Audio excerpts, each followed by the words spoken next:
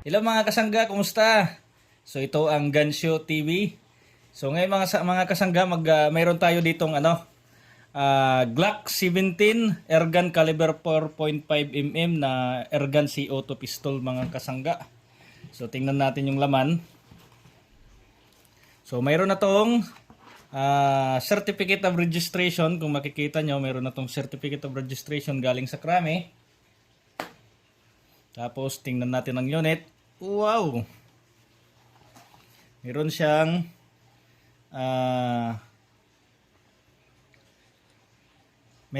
manual na kasama. Anong salita to? So meron siyang kasamang manual. Kayo na bahala magbasa kung paanong instruction na gusto niyo malaman. Nandito na sa manual.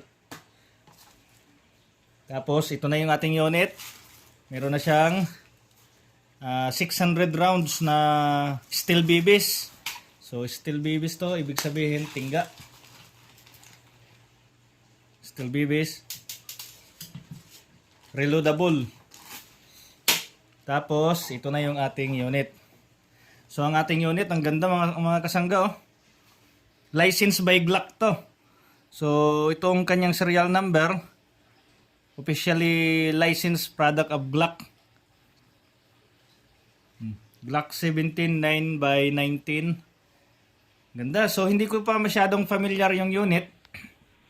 Dahil kabibili ko lang nito. So medyo pag-aaralan ko pa. Pero naka fiber optic na siya. Kung titingnan nyo, meron na siyang fiber optic sa rear sight. At saka yung front sight niya, fiber optic na rin. Kung titingnan mo, madali na siyang i-target. Naka fiber optic na. Tapos so, ang ganda ng ating unit mga kasangga. Dito ay parang fiber. Ito naman ay steel. Ito ay steel. So, right. Tapos dito mayroon siyang safety. So, kapag naka-rear, ay pwede mo siya makalabit. Makakalabit mo siya. Pero pag ilagay mo siya sa safety, yung naka-white, hindi siya makakalabit. Hindi siya nakakalabit mga kasangga. So, pag nilagay natin sa fire, naka-red yung kulay ng fire. Pwede mo na siya makalabit. Ganda. Tapos, ito naman ang kanyang magazine. Ang magazine niya ay CO2. Ang likot naman. Ang magazine niya ay CO2. Tapos, ito naman ang kanyang CO2 mga kasangga. Compressed oxygen. So, ito, pag-aralan natin mga kasangga, yung bago nating unit. So, ito yung una nating upload. So, pag-aralan muna natin. So, ilagay natin. Mamaya, ititesting natin kung gaano kalakas to. Kung anong kaya niyang butasin. Tapos, ito yung kanyang panghigpit. Kasama siyang panghigpit. Yan ang paglagay nito. Ipopush mo lang to. Tapos dito na natin nilalagay yung CO2. Tapos dito, itong may butas na to, dito natin sususian hanggang sa humigpit. Tapos may sisingaw ng konti. Pag sumingaw ng konti, okay na yun.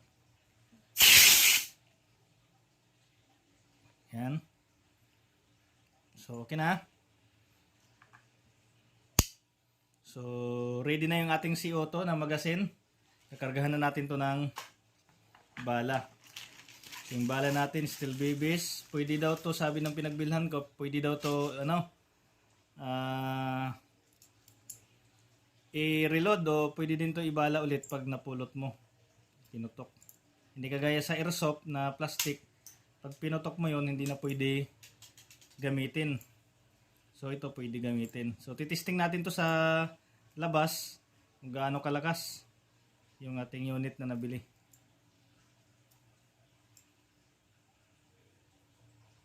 So yan. Loaded na yung ating magazine.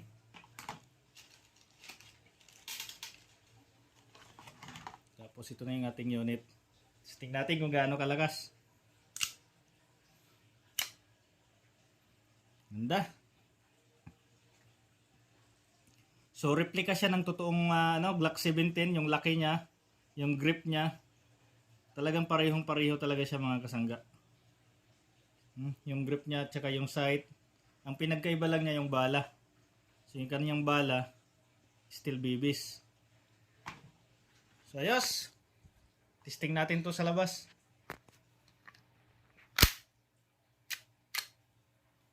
Tara, labas tayo mga kasangga.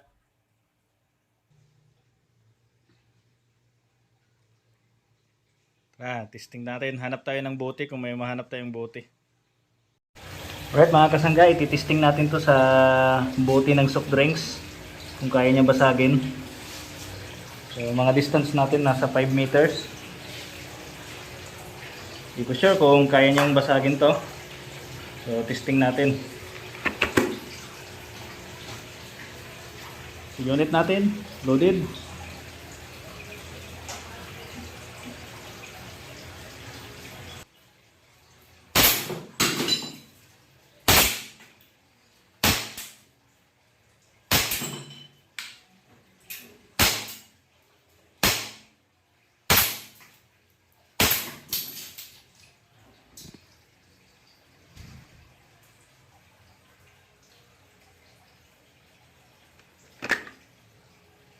So yan mga kasangga, nag-automatic lock siya. Naubos ang kanyang bala, nag-automatic lock. Galing, ganda. So release lang natin to. Tapos, ayos na. Lagyan natin sa safety.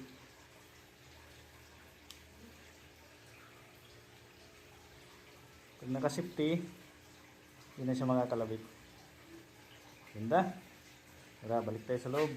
Liligpitin na natin yung kanyang yung ating dinurog na buti ng soft drinks. So ayun, nakita niyo naman mga kasangga, di ba, kung gaano kalakas ang ating unit. Glock 17 CO2 airgun pistol. So malakas talaga siya. Hindi siya pwedeng ibaril sa tao dahil babaon talagang bala nito sa katawan ng tao. So ayos.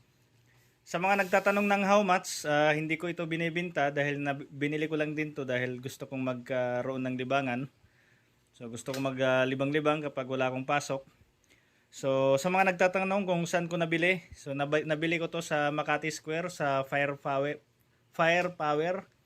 ng 12,000. So yung unit pa lang yon nabili ko ng 12,000 plus yung kanyang steel bibis, tapos yung CO2 na tag 60 pesos ang isa. So itong CO2 ay disposable to kapag nagamit mo na to na ubos. So ang kaya nitong iputok nasa 30 shots. Kaya pa nitong bumasag ng bote. Tapos disposable na. Sabi ng pinagbilhan ko, hindi na siya nare-refill. So disposable na siya. So ayos. Ganda. So sa mga gusto bumili, pwede kayo pumasyal doon sa Makati Square. Maraming shop doon. Marami kayong pagpipilian. Right. So siya nga pala mga kasangga, hindi natin to pwedeng i-display.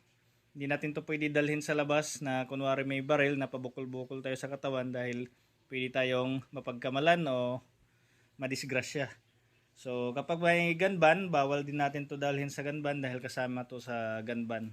So yung airsoft, yung airgun, so yung airgun ay malakas. So para mas safe tayo, kailangan mas maganda kung ipaparegister ninyo sa krami para iwas abala sa mga checkpoint. Kung sakaling dadalhin nyo, kailangan nakabox pa to.